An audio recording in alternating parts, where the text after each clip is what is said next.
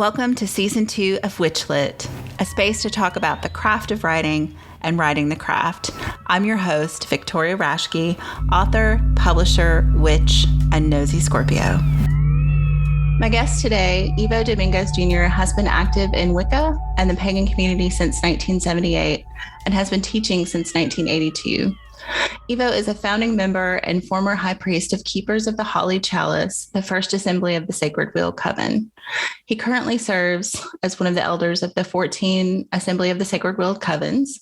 His techniques and insights are rooted in a synthesis of traditional metaphysical teachings, modern science, and memories from past lives. Ivo has been published in numerous periodicals and is the author of The Four Elements of the Wise, Keys to Perception, A Practical Guide to Psychic Development, Casting Sacred Space, The Core of All Magical Work, and Spirit Speak, Knowing and Understanding Spirit Guides, Ancestors, Ghosts, Angels, and the Divine, among other works. In his mundane life, he has been a computer programmer, the executive director of an AIDS HIV service organization, a bookstore owner, and many other things. Ivo Dominguez Jr., welcome to WitchLit. I'm delighted to be here. I am delighted to have you on the show. Thank you so much. We had to reschedule, but life happens. Yeah. So our first question I ask everybody is, why write? I think it's because I am inherently always doing something creative or expressive. So I also like to paint. I also write chants. I garden, and that's a different kind of creative expression. So, and I think I was forced into it. My family came over to the United States from Cuba, and we were the first part of the family that came over. And I picked up English quickly, and I was dragged around as the portable translator unit for all the relatives as they arrived. And also ended up reading and writing things for the adults a lot of times. So I think I started reading and writing in English really way before first grade, out of necessity. So I don't know if there was ever a place in my life when I don't remember doing something like that. Yeah. I hadn't even thought about that as like a way that you would come to writing. That's really interesting, and definitely not a story I've heard before. And so what, like your professional writing journey, like what was the process of that, like getting your first book published and writing that? Well, by the time I was teaching a class at a conference with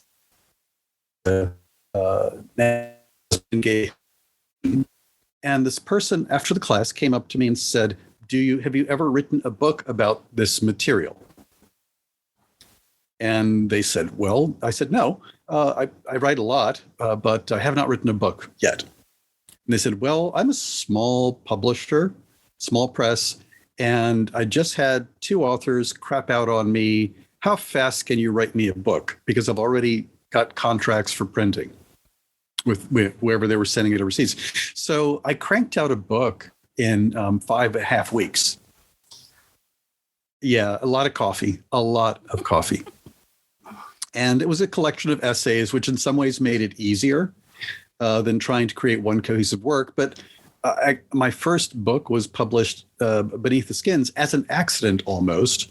At the time that I was approached by the editor who had the name, he's still around, but his name was Race Bannon, which automatically, like, really? Race Bannon? Because, Johnny Quest fans out there going, okay. So at the time I was working on a fiction novel, which, by the way, I've never published any of my fiction, though I've got a lot of short stories and, one novel written and a couple of things outlined. And at that moment I said, I guess I could do more of this. At that point in my career, I was mostly writing grants and technical things, which, paid the bills, but, not exactly fun. Yes. I love the stories of kind of stumbling in to the first publishing, because I think, a lot of people who want to be published Yeah. definitely have a different experience, especially in fiction. Like you said, there's a whole different process. But I think stumbling in is interesting. Well, and honestly, when I was a teenager, I was hoping someday to become published as a fantasy or science fiction author because I was quite a fan. I read a lot of things, and I was in the golden period in which things were very different in the world. So it was easy for me to, as a teenager and then in my early 20s, to go to conferences and meet other writers that I adored. So I thought that's where I was going to end up doing my writing, but it didn't work out that way. There's still time. There is still time. And I write path workings, which isn't quite the same, but it's fiction, guided visualizations, which is fiction of a different sort. Mm-hmm. Yes. So how much of your life is writing now? Like, I know obviously you do a lot of other things. So how much of life is writing? Well, I'm one of those people that when I have a project, I commit a lot of hours because I have to fit it in between everything else I do. And that's a common story for every writer I've known. But what that means is, like right now, I'm cramming, 3 or 4 hours of writing into every day because not because I have like an imminent deadline that's going to creep up on me and zap me, but I've looked at my schedule and I've seen all the other things that I've got scheduled that I'm supposed to be doing as part of the rest of my life. And I said, if I don't work every day 3 hours writing now, I'm going to be in trouble when my schedule begins to be busy with other things. Mm-hmm. So so that there are stretches where I will go with like a month and a half where I don't write anything but emails. And then there will be periods like right now where every single day, 3 hours. Yesterday I wrote for 5 hours, not all in one sitting, but I do better if I have a long chunk of time. I know some people can just sneak in and write for a little bit and be done and pick it up again. I'd rather not do it that way. Yeah. Do you have, like, aside from like preferring that longer chunk of time, do you have any rituals or things around your writing? Like, what's a perfect writing day for you look like? Oh, I have to bribe myself. So, I decide before starting the writing for the day what my treat's going to be. And like the treat today is I always have a pile of fiction that I want to read, but I don't allow myself to read the fiction until I've done my work for the day from a writing perspective, because I can easily read 8 hours nonstop just to get through, and I'm a fast reader also. So I said, okay, I can't watch the new episode of Picard until I finish the next chapter. So it's a question of I have to put a sweet treat, if you will, at the end of it. And I prefer to have music in the background when I work. And it doesn't matter whether it's instrumental or has lyrics, but I do better if there's something in the background that is melodious. Mm-hmm. Yeah, I find that so interesting. So many authors I've talked to is like, no, it has to be perfect silence. Or if I listen to music, it can't have words, or it can't be in English or whatever language they speak. But I like music with words in the background. So I've often written, like my first couple novels, I wrote to a lot of punk music, which surprises people. So. It could be anything. Some days, if I need more energy, it could even do you know the band Ginger? They're a metal band.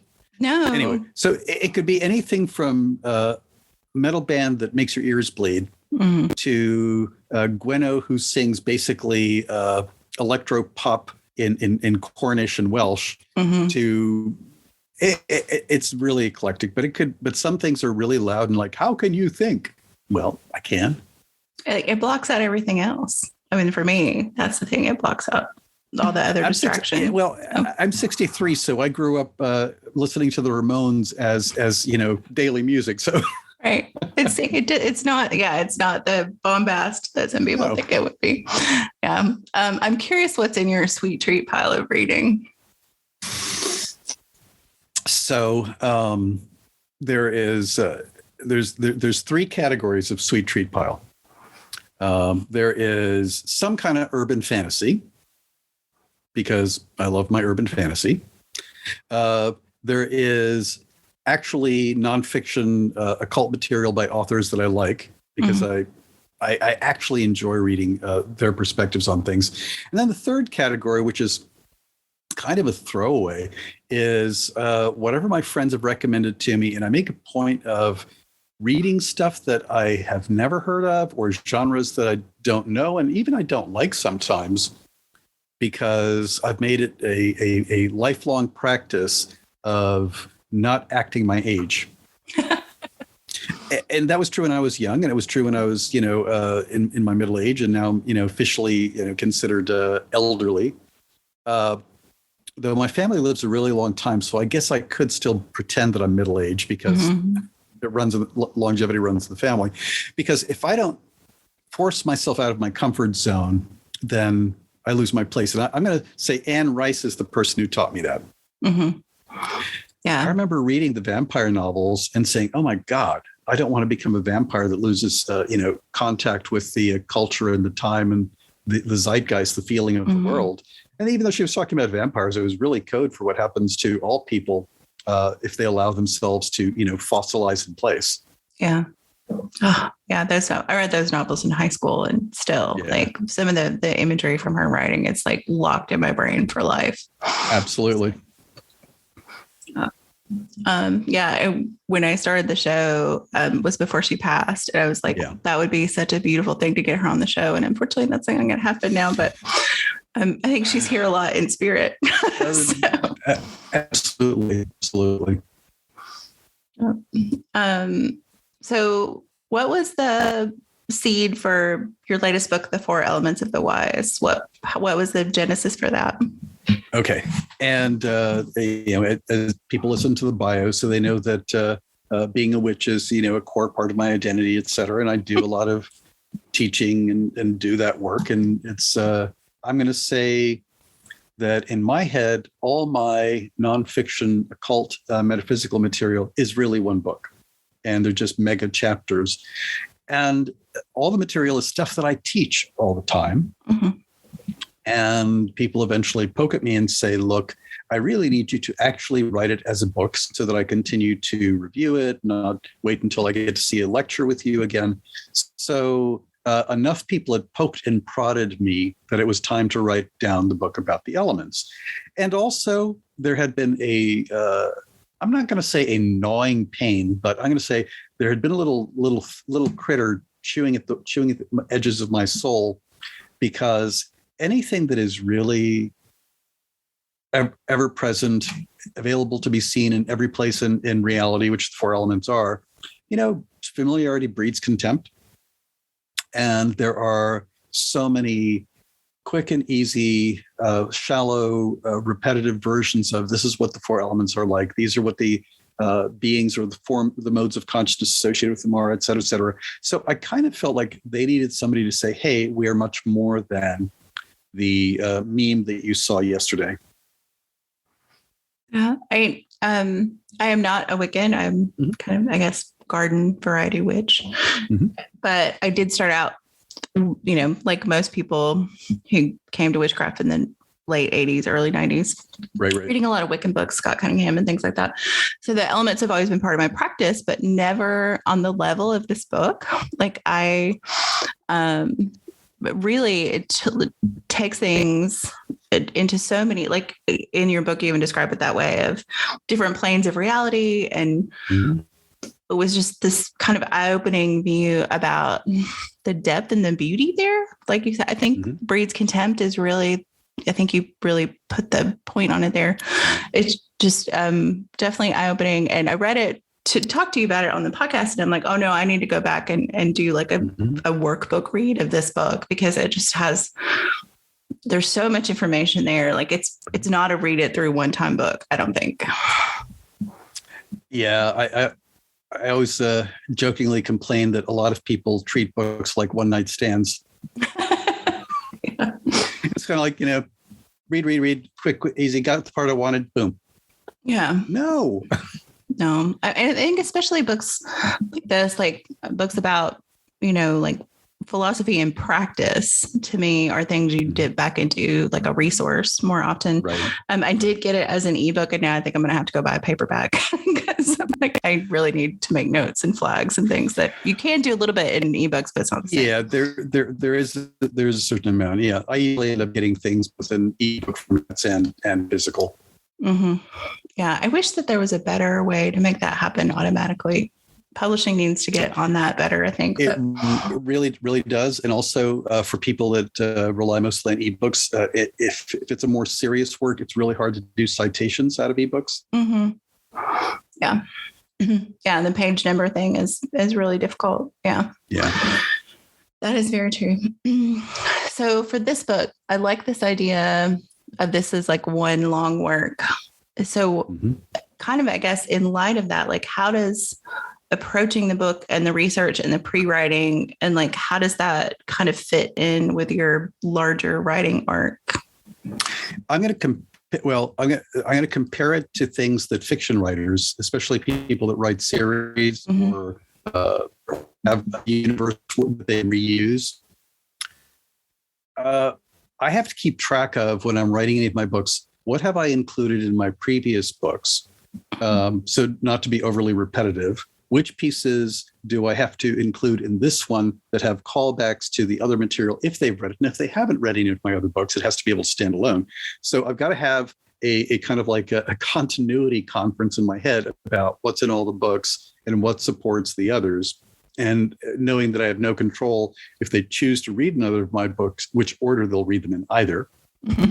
So I've got to keep those things in mind. And also in cases like the Four Elements book, or the book that I did on practical astrology for witches and pagans, I also have to write it in a way that is available regardless of specific backgrounds or traditions or suppositions people have about the material. And man, I don't want to bore people, so I have to figure out how can I write in a way that has got points of accessibility and allows you to go back deeper later when you realize, oh, that is actually referencing blah, blah, blah. So I'm going to say that I spend a good chunk of time before I even start the first word of it, not just writing outlines, but making little diagrams and doodles of, okay, this material needs to be here. Where was it before in my work?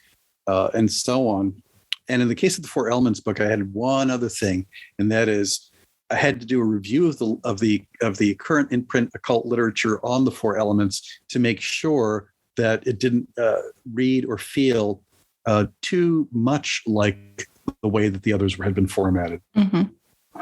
So, and then I can finally sit down and write. And it's hard with Zoom the way it is, but so I'll hold it against my chest. I always start with a little composition book and a pen, and all my notes for the beginning of every book end up here first. I've gone through several of them, obviously, because I find that the process of doodling and writing and making little arrows between different ideas and that kind of stuff, yeah, I can do that digitally to a degree, but that's what I need to do before I can actually go to the computer and start work in earnest. Yeah, I like that kind of idea of it being a visual map of it. And I do have fiction writer friends who also outline that way, like on a board with Post-its and stuff, because it's easier to see it in a map more than an outline. So interesting. So I think what you said about this being accessible at different levels, like I do think that's evidence in the text, especially like there's just so much reference to other material, to research material and things like that. And I was thinking like, oh, this is a book that is a rabbit hole, but what I always call a rabbit hole book. Like I made a list of like 10 other books that I need to go read now after I finish writing this book. So I think there's that like kind of academic rigor in your book, as well as this very didactic, but in a very comfortable way to kind of get to things. So how, like, doing the research for this book and kind of like that other reading and all those things, like, what was the best or worst part of that? Like, just to make sure that you're placing this book in the right place in your arc, I guess, and just the writing of it. Yeah, I'm going to say that there were two things that were difficult. One was, all right, it's a question of tone, honestly, because I want to say what I believe, say what I've discerned, and make sure that whoever's reading it, I'm not telling them that they're wrong. Because one of the things that came up in a lot of useful books that I used for research, they, even when it wasn't completely explicit, it had the sense of the one true way lingering in the background.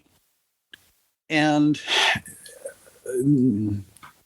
that I don't want to be one of those people that limits somebody else's explorations or creativity by implying to them that this way is so much better than the other ways. And so that was difficult because I did actually encounter, and in some cases it was really unconscious on the part of the writers that they were presenting things as facts instead of frameworks.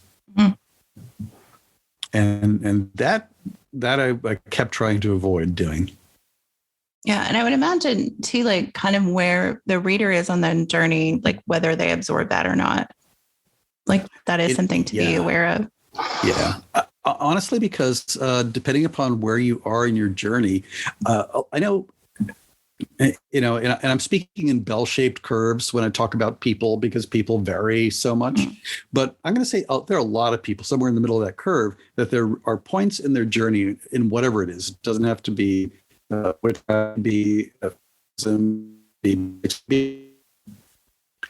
where they need things to be fixed and solid.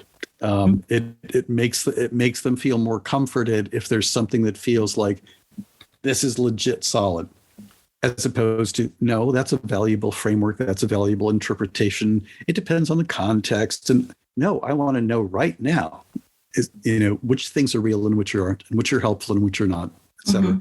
So I think that creeps in as well. The desire, it's the reason why there will always be systems of politics or religion that tell people exactly what to think and do, because there are moments in time, or perhaps whole lifetimes, where that is more comforting than the challenge of exploration. So for your readers, like, what do you hope that they walk away from this book with? Like, where do you hope they go after this? Well, one, I hope they, deconstruct it and figure out how it fits in their work. And adapt it to their needs. And two, that they walk away with the idea that there is not anything in the world that is simple and just so. That everything is got layers and layers and layers and layers. There's and the more simple something is, the more elegantly itself it is, then the more you're going to find resonances. In a sense, when people see the elements in everything and in themselves, and grant the idea of there being consciousness or beingness, spirit in all things, that's what all I want them to walk away with. And the rest is a question of the mechanics figuring out how to apply it for themselves. So where does this book fit in your arc? Like, what's next after this piece? Can you talk about that? Or do you want to talk about that? Yeah, I do. And here's the thing. Self-publishing universe. You were a little mechanical sounding there. Can you say that again? I'm going to try again, because living in the country, the internet does not always behave. Yes. I mean, I am absolutely the nearest neighbor that is not part of my group is a mile away. I mean, I'm talking, yeah. So the story arc, if I had full control, if I was self-publishing, and I tried that for a while, and it's really hard to get distributed properly. So that means, what does the publisher already have in the queue? What are they looking for in that moment? Blah, blah, blah. Where am I in the contract cycle? Because a lot of them ask you to, and you promise me your next baby kind of thing, where there's a clause that says, the next 1 or 2, or in some cases 3 books belong to us. You get right of first refusal. But here's the 2 that I want to do, and we'll see which one of them, and maybe neither at the moment. I have a book that is 3/4 done that is kind of like the flip side to my Keys to Perception. Rather than it being about the receptive, psychic senses, it's a book about raising, shaping, using, moving energy. It's all the active talents, which would be the counterpart to that one. The other book, which I think has to some degree a lesser audience, though I think people underestimate how many people do solo ritual of one kind or another, is I have outlined and written a bit for a book that is about ritual design.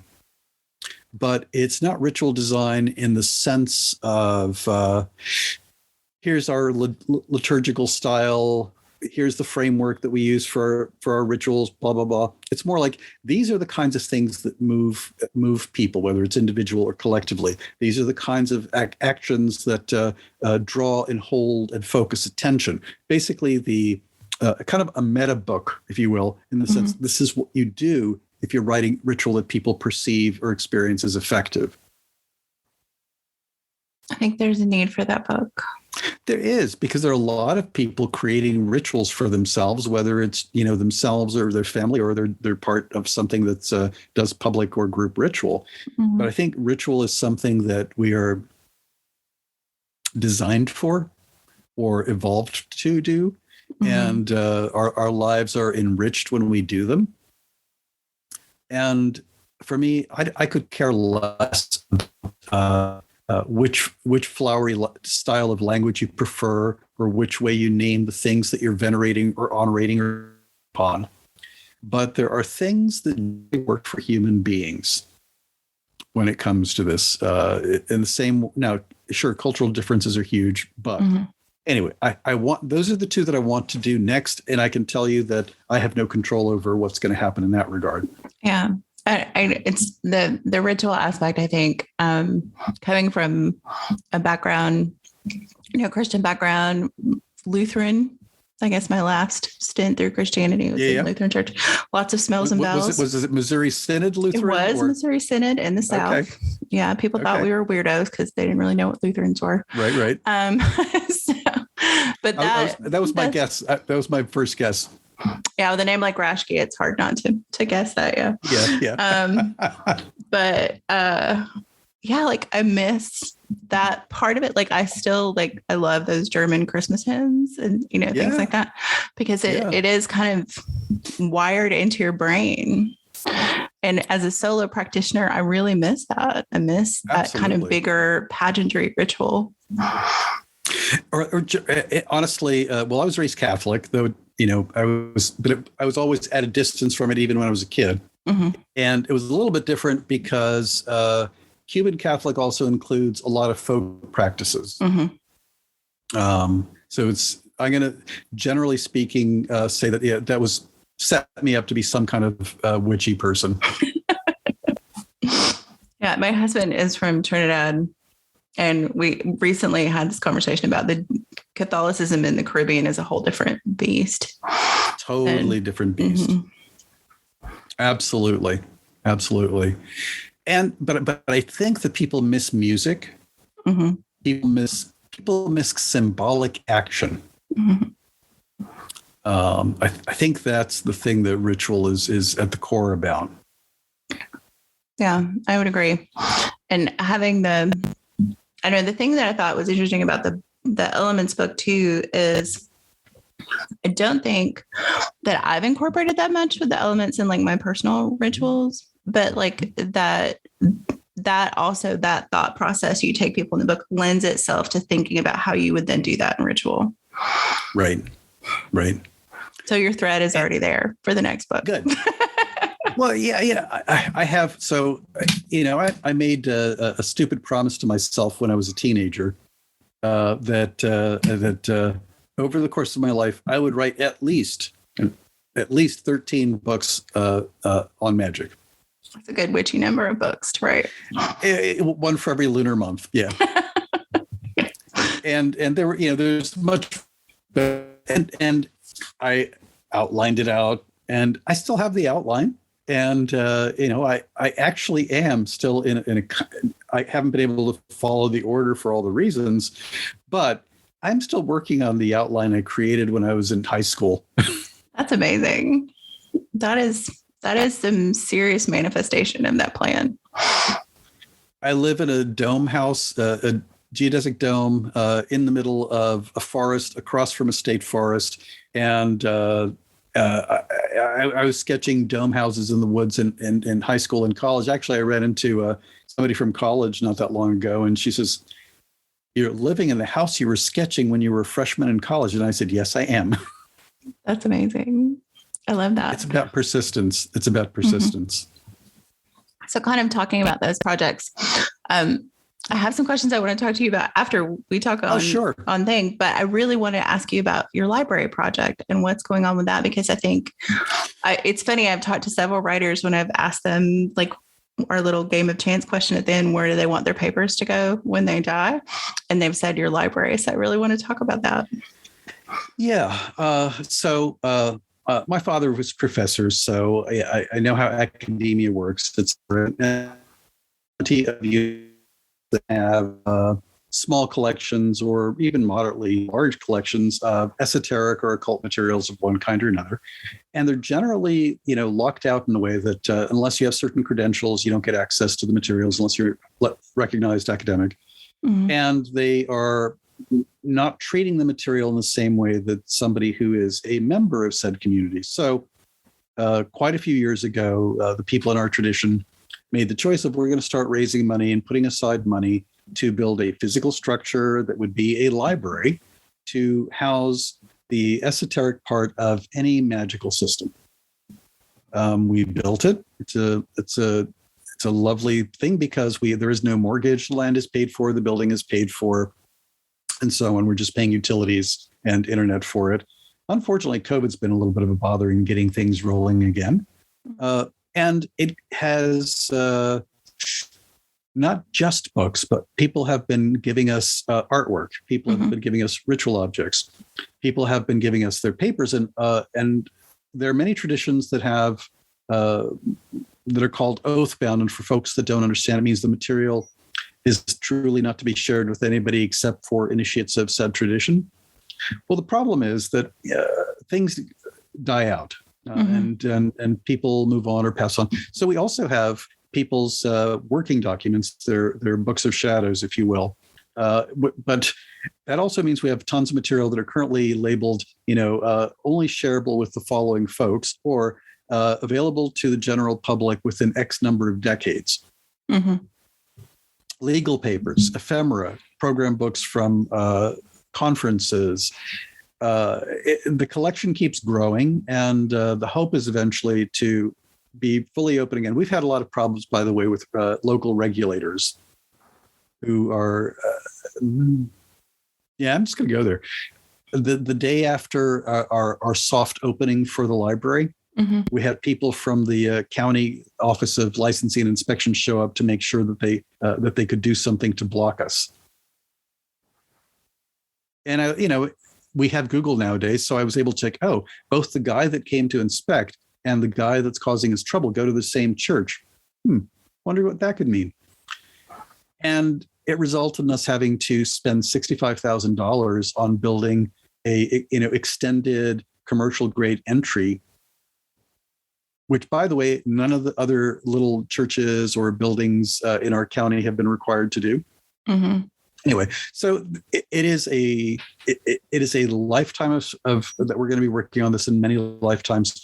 But the goal is for it to be the place that if you are looking for something that is from any kind of esotericism, we have it. One of the biggest collections that we got early on was the Theosophical Society in Washington, D.C. Their board is aging, their membership is shrinking, they can no longer afford to keep their libraries, so they gave us all their books. Mm-hmm. And we've had many people send copies of their last will and testament saying the following things are coming into your hands. So it is not where I want it to be today because of COVID resistance. But on the other hand, it exists. The shelves are loaded. There are lovely computers and desks waiting for people to come and do research. The things that we have a vast quantity of. Here's another thing that people don't recognize. We don't know. Oh, you're breaking up again. Oh, let me try. I missed the thing. We have vast quantities of. That's where it broke off. Okay, so we also have vast quantities of duplicates, and we hope that some of those we're not just going to be a research library. We're also going to be a lending library for the things that we have in abundance. Also been copies of things that are relatively common to other small community libraries as well. But the big point is that the large libraries, whether it's public or university, they don't keep things forever. Otherwise, they wouldn't have those lovely book sales. Yes. And we don't know which of our books are going to be meaningful and important 10, 50, 100 years from now. So we don't prejudge, well, it's a mass market book. That's not what we don't need to keep a copy of that. How do you know what that's going to be 10 years from now, 50 to 100? So it's a little bit different than a public library or a university library, which honestly, folks who are listening who don't know the terrible truth, libraries are not charged to preserve everything. They are charged only to preserve that which is circulating well. Right. And that's an important consideration. Yeah. I don't know. I'll also think, and then I'll shut up about it because I can go on forever. So Please do. It's very easy to get donations of books and materials. It was not easy to get donations of money. And we were very creative in scavenging. For example, there was a local high school that was being decommissioned because they were building a brand new high school. And pretty much all the shelves from the high school were going to end up in the landfill. They were just going to tear down the building. And so we had a friend reach out and say, so can we remove and haul away some of those nice solid shelves? Well, they're dirty. We can clean them. So we have zero debt, and we have, golly, I'm not sure how many the ephemera is piled up in boxes. There are scanning things pre-COVID, and we hope as soon as that's back again, we're going to have people trying to scan the ephemera. Anyway. I know it's fascinating. And I think a service to the wider community to preserve that. Because like you're right. I don't think that in the moment we can always know when something is going to be important later. I follow a lot of like auction sites online, and I keep getting this notice for like a Sybil Leak paperback first printing. It's like over $100. And in its day, it was, just casual entertainment. Yeah, and probably less than $1 when it was printed. So here's the witchy part.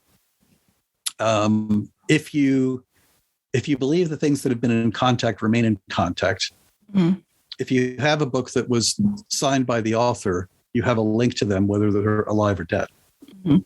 And actually, whenever I sign books at stores or whatnot, and I tell people that, hey, if you're reading my book and you're having a hard time parsing what I'm saying or making sense of a concept, flip to where I signed it, put your finger on my signature, and ask, what does Ivo think about this? And try to tune into. I think it works. Yeah, I like that. I like that idea. It does work. It's a piece of magic. Honestly, just being in the building, the New Alexandrian Library, we actually have to do regular sessions to energetically settle it down, because there's so many things in the building that are signed or were working tools or artwork. We have 4 small paintings that were done by Dion Fortune of the Archangels, for example, and the room buzzes so that there's an energy that is held in those objects. Yeah, and imagine you could that might be difficult to do research there. You might vibrate yourself right out of the library. One of our members actually designed. It's hidden. So it just looks like a pretty thing hanging on the wall. but there are little crystal grids hidden in the walls in certain places next to the workstations to provide a little quiet zone energetically, not just noise. Yeah. Oh, that makes sense. Yeah. No, I hope, as things continue to get better with travel, I would love to come out and see it. And it seems like this is a lifelong project. Obviously, this is not something this is forever. Yeah. What is the disposition of the library? Like once the current batch of folks may not be here to attend to it, what is the... Well, there are 14 covens in our tradition. And the tradition continues to grow. And the volunteer pool is not members, but also people from the broader community. Mm-hmm. In the long run, once has its legs and has got a regular of other people, we want to create advisory people from various systems and traditions. The Assembly of the Sacred Wheel is committed to continue to pay the bills for it in perpetuity. Mm-hmm. And that's kind of relatively easy as so long as we maintain the no policy. Mm-hmm. But the original plan had been to spin it off as its own separate 501c3 organization, as we are at the moment. And that will probably still happen, but exactly when that will be, I'm not sure. But the intermediary step is the creation of an advisory board. Mm-hmm. And, in the best of all possible worlds, someday paid staff, because there is a limit to what you can do with volunteer help. No matter how committed people are, there's a limit. Yeah, no, that makes sense. Oh, it sounds like I said, I'm looking forward to seeing it in person, and I'm just glad that it exists. I will say that one of the long-term daydreams, even though there are lots of fairly inexpensive motels, hotels nearby, we've talked about someday having little cabins. The library itself is on its own plot of about 33 acres, so there's plenty of room. Mm-hmm. To add a couple of visitors' cabins, if you will, for visiting scholars, visiting researchers. Oh, yeah. That would be wonderful. And lectures and all the things that really, its nature is going to be part library, part museum, part mm-hmm. cultural center in the long run. Yeah. And we already know that we're going to need to build additional structures because the artwork alone that's been donated exceeds the space that we have. Mm-hmm. And that's a different kind of storage thing too. It is a completely different. We have several storage units right now filled with things like people are donating, artists are donating, here's several paintings from the tarot deck I did. Oh, wow. Yeah. Or here's a there's some things that I'm going to put in the category of we're going to have to create a special place for them. Mm-hmm. Some teachers that have passed on already have left us things like a lock of their hair and a portion of their ashes. We have people that are kind of saying if you ever set up a little ancestor shrine, here's something that I'm leaving as a contact point. Wow. Yeah. That's a whole different level of care and storage. And yeah. So there's a lot of things I don't know yet. Mm-hmm. But the good news is that there is a community of people that is, regularly, we have about 150 members, and a lot of them, do a monthly, PayPal subscription giving thing to support the library specifically. That's wonderful. Yeah. Oh, yeah. So before we get to our last question, our game of chance, I just wanted to ask where readers can connect with you. Where's the best place they can find your work or find you? Honestly, if you go to my website, ivodominguezjr.com, mm-hmm. I post links to where I'm going to be teaching next, things I'm teaching online as Zoom and classes or workshops, or there's chance there are also recordings of my pathworking guided visualizations. And honestly, I'm aiming people at the website nowadays because you never know what's going to happen the next day with the algorithms on social media, which makes it impossible for you to post things with. Yeah. Yeah. I think your website and your newsletter, that's what you own. Pretty much that's the only thing you really have control over. Yeah. Well, great. Well, I'll make sure that link is in the show notes and some links to buy your books. And so our last question is, like I said, it's a little bit of a game of chance about, things nosy Scorpios like to ask about. Mouth open. So, depending on what number I roll, you'll get a question about death, sex, religion, politics, or money. And if I roll 6, you get to pick which one you want. And they'll be related to either your work or writing in general. So they're not just like out of random. Yeah. Although those might be fun too. I'd be all right. So 6, you get to pick. Lucky you. Oh no. Roll again. You could pick that. I'm going to pick that because I hate picking those. Okay. I will roll again. I love that that's an option. I didn't even think that could be an option, but that's still an option. Yeah. 4. So politics. Oh. You kind of got into this a little bit already, I think, in talking about the library. But so what political duties do you think Wiccans or other witches have? Or do they actually have any? Well, I think they do. Whatever you identify as, labels, titles, whatever.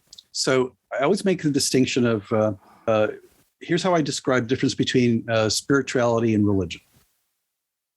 So spirituality is very intimate, very personal. It's just you and the powers, however you describe them.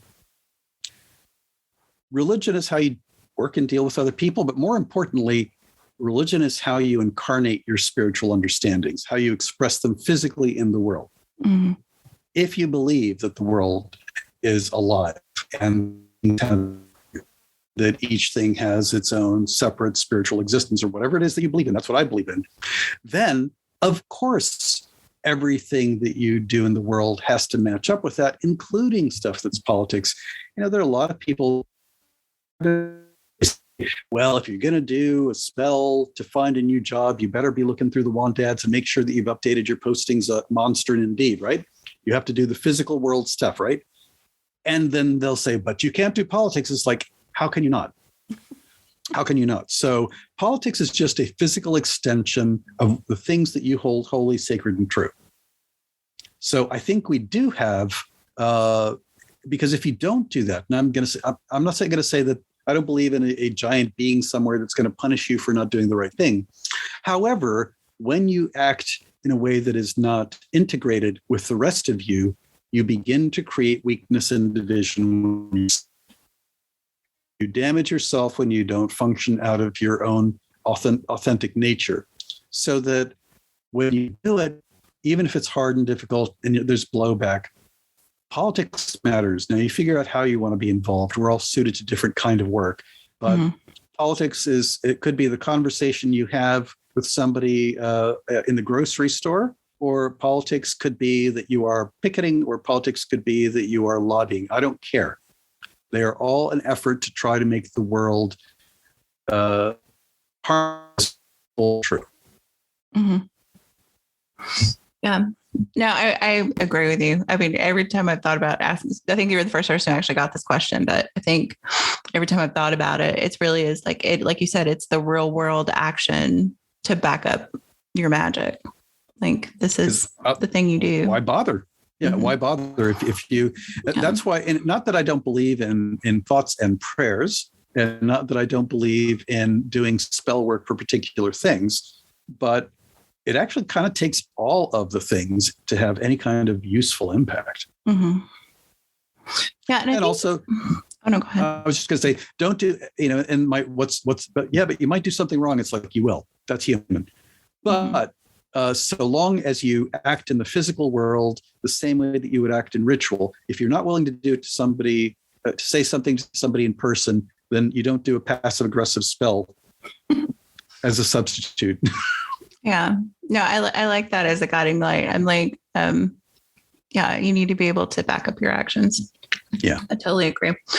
Oh, yeah. The other thing I was thinking about, I guess in this regard too, is like, I think from possibly outside the pagan sphere, like the biggest umbrella we can imagine of that.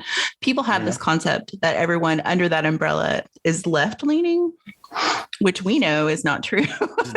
True. The whole range. Yeah. So, I mean, I think there is this idea that, neo-religiousists within this umbrella tend to have the same political bent. That's not true. We're not a monolith like any other group of people.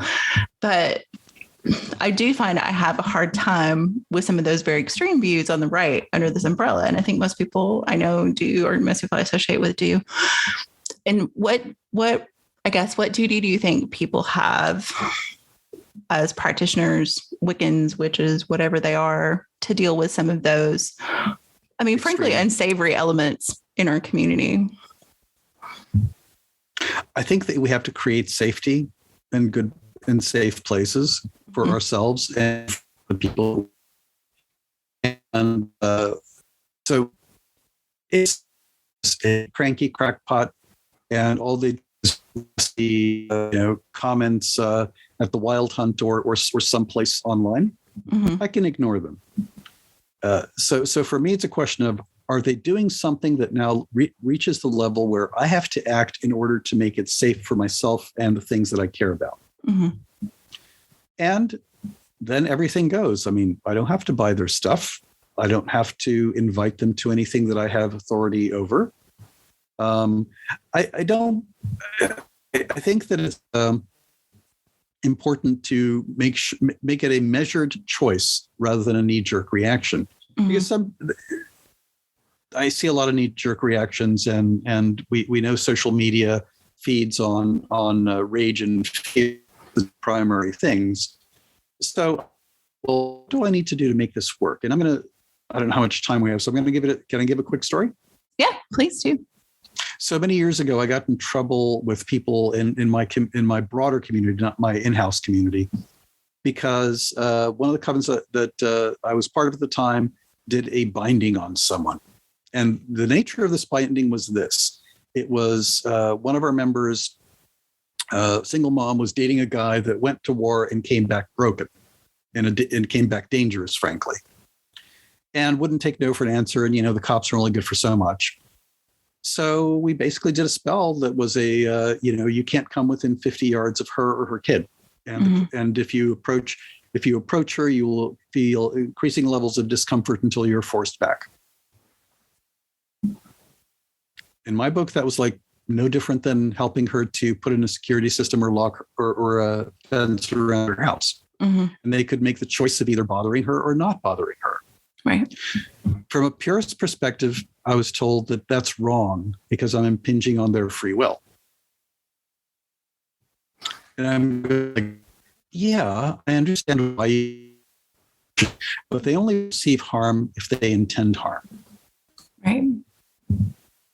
So so it was a measure. It wasn't a punitive, let's kill him, let's make his wee-wee fall off, or any of the other, remarkable things that people post online. Right. But it was more of a, what's the goal?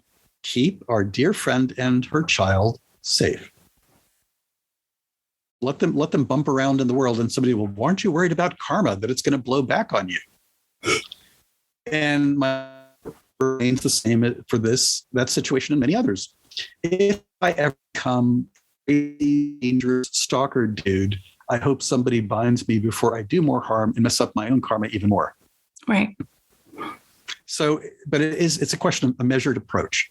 Well, and I think what you said at the very beginning about it's a matter of safety. Like if they're just, like you said, a crank who's going to make comments anonymously behind their keyboard or whatever, that's one thing. But, if they're inviting violence or doxing people. Yeah. I mean, that's a whole different level of protection that's required. Yeah.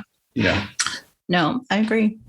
Yeah. Well, I'm glad I rolled that dice again because that was good. but it's about nuance. It's about thinking through what are the consequences and coming up with a balance of what will produce the most good with the least harm, because there's never a clear solution that doesn't cause a little bit of both. Right. Oh, well, Eva, thank you so much for this conversation and for being on the show. And I hope when the next book in your arc happens, we get to have you back. And I hope I get to meet you in person and come out to see the new Alexandrian Library too. I would love that. Great. Well, thank you so much. Thank you. WitchLit is a production of Thousand Volt Press and is edited by Keifel Agostini, who also designed our logo. Our music is Voices, composed for us by Alexander Shenekar. You can support our work, get early access to episodes, ask your own death, sex, religion, politics, money question, and get some free stuff by joining our Patreon at patreon.com/witchlitpod.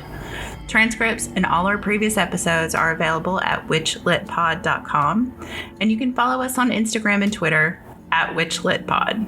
If you enjoyed this episode, please subscribe and give us a rating or review wherever you listen to podcasts. It helps other witches find the show. Thanks for listening and for reading witchy.